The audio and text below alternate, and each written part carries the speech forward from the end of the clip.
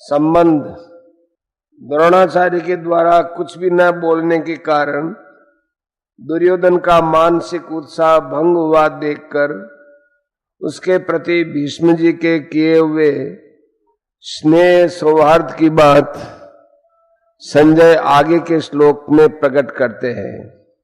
तस्य संजनयन् हर्षं कुरु वृद्ध पितामह सिंहनादं विनद्योच्चैः शंखं दद्मौ प्रतापवान्। उस दुर्योधन के हृदय में हर्ष उत्पन्न करते कौरव वृद्ध प्रभावशाली पितामह भीष्म ने सिंह के समान गरज कर जोर से शंख बजाया।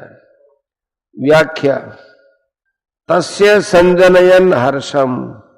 यद्यपि दुर्योधन के हृदय में हर्ष होना शंख ध्वनि का कार्य है और शंख ध्वनि कारण है, इसलिए यहां शंख ध्वनि का वर्णन पहले और हर्ष होने का वर्णन पीछे होना चाहिए, परंतु यहां शंख बजाते हुए दुर्योधन को हर्षित किया ऐसा कहा जाना चाहिए था, परंतु यह ऐसा न कहकर यही कहा कि दुर्योधन को हर्षित करते हुए भीष्म जी ने शंख बजाया।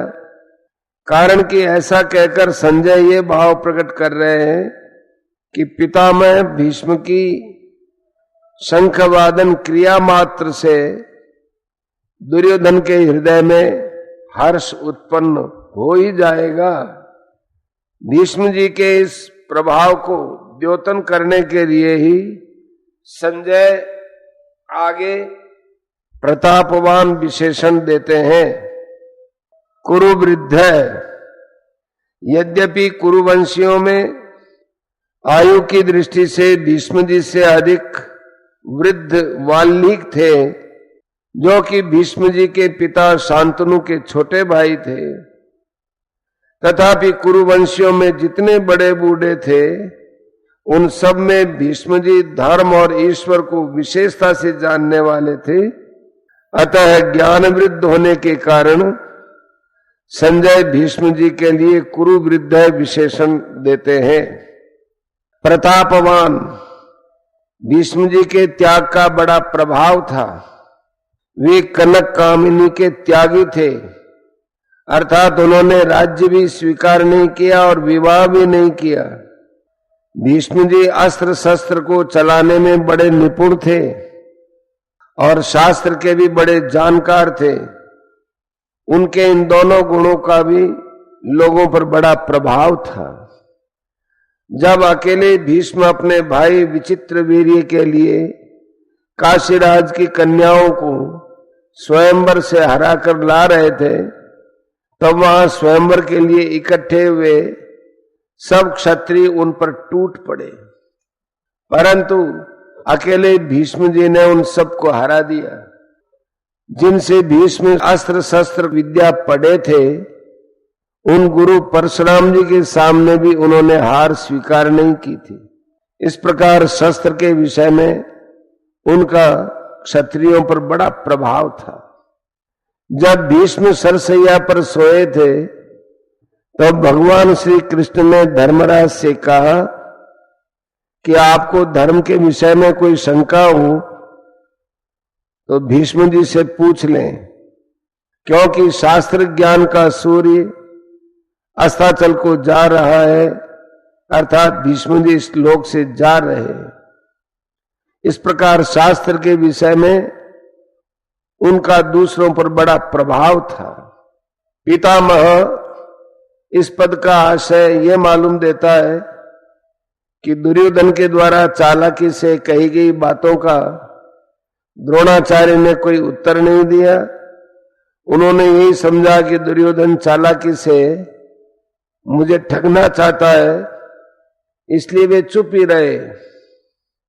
परंतु पितामह होने के कारण भीष्म जी को दुर्योधन की चालाकी में उसका बचपन दिखाई दिया। अतः पितामह भीष्म द्रोणाचार्य के समान चुप न रहकर वात्सल्य भाव के कारण दुर्योधन को हर्षित करते हुए शंख बजाते हैं।